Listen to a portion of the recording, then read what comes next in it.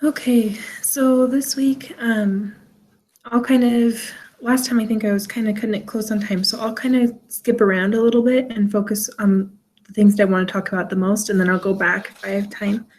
And so for the purpose of the program evaluation, I kind of want to talk about that because that's something that we just recently did this week, and so it had a lot of application, obviously.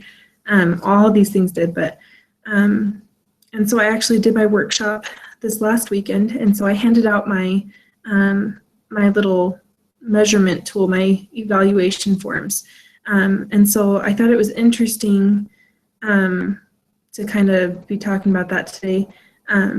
But I did a lot of Jacob's 5-tiered model.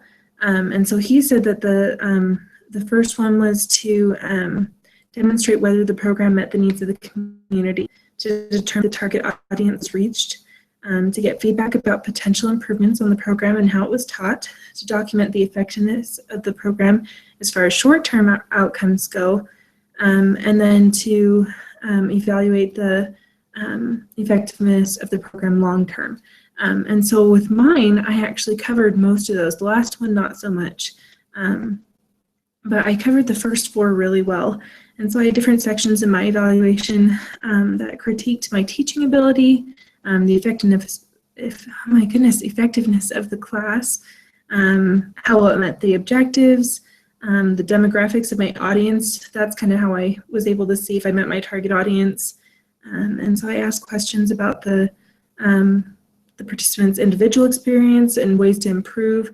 And so I actually used both quantitative and qualitative questions. And so I thought that was cool. I liked getting that feedback, and I don't know, I felt like I was able to know exactly how, based off of my tool, how I could improve. So that was something that stood out to me. And so I guess another thing that I really liked was the importance of learning goals and getting a vision before your evaluation.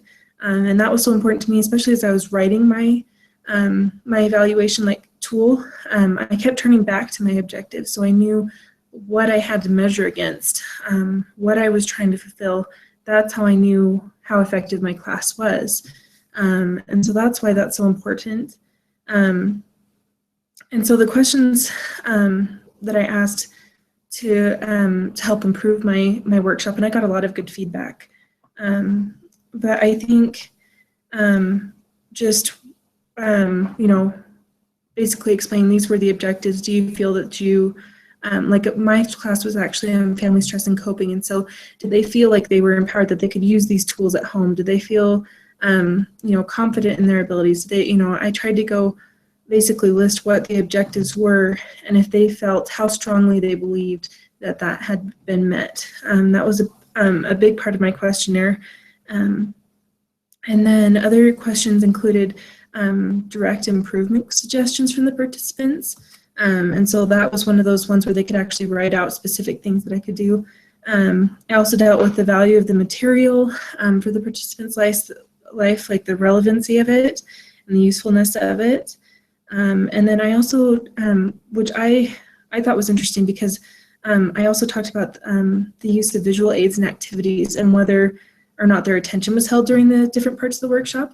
And that was actually an important part for me, was to know where I needed to add more things and breaks, and instead of just talking, if I need to add more videos and things like that. And I think that was a big part of it too.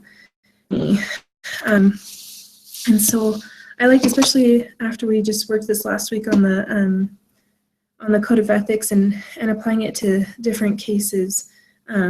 I love the FLE code of ethics. That's something that I talked about in one of my classes. I kind of did things out of order, so I just barely took the introduction to marriage and family studies last semester, and then I'm graduating after this semester, so kind of weird. So we just talked about that in that class, and so we studied it pretty extensively and trying to apply it to cases. So it was kind of fun to do that again this semester. And so I think the things that mostly stood out to me were just trying to maintain respect and confidentiality for all the parties involved, but just creating that safe learning and teaching environment so that I feel safe teaching and comfortable teaching, and they feel safe learning and sharing comments. That was a big part of my workshop, was the comments, and people had to feel safe with sharing and adding to that experience to everybody, and that added a lot to my workshop. And so another thing that I noticed is that some of the principles seem to really revolve around not just being involved with working with the family, but working as a team, and getting their involvement, and not just you being the teacher and stuff, but that they're involved in it. And that's a big part of it. Is I think sometimes we lose sight of that as instructors, is that well, we're kind of the facilitators of the learning, but they have to be involved in that, and they can add to our learning as well as we allow them to help in that process, kind of like the BYU Idaho learning model. And so we focused a lot. I loved this week how we talked about ethical dilemmas, and as far as just where different principles from the Code of Ethics kind of contradicted each other. And so I think it's just so important that we try and create a compromise where possible, and even to that it might be a good idea to confer with colleagues or rely on outside sources when needed, if we need to refer them to someone else, but at the same time trying to keep that confidentiality. And so let's see, kind of skip around here, sorry. One thing I really liked when that we talked about this week was the mandatory versus aspiration ethics. And from my understanding of the reading, aspiration ethics go beyond what is required of you. So it's kind of, and I could probably be off, but this was just what I got from it. But instead of just abiding by a code of ethics and committing to them out of requirement, aspiration ethics kind of goes above and beyond. They're more of a way of being rather than a list of rules, I guess. And so it kind of reminds me of BYU Idaho. In a lot of my classes this semester, I'll have classes that we have all the required work, but we don't actually get a real grade for it. It's like a citizenship type thing. But it's just, the purpose of that is just to basically make sure that we're focusing on the actual learning instead of just doing a to-do list, and we get more out of it when we work that way. And I think we can help more families as we focus on just helping them instead of a list of things that we can or can't do. All right, and I think I'm running out of time, so real quick, let's see. I just want to talk one last thing, a role as a family life educator. But as I read through the reading this week and contemplated on my learning I'm in a marriage and family advocacy class this semester. And so I realized that a big part of family life education involves advocacy. So we're there to strengthen, teach, encourage, empower. They're all traits that are part of being an advocate. And so we're advocating for these families as we teach them the skills that they need. And so I'm really interested in going into a career in family advocacy, but there's not a lot of ways. It's more so volunteer work.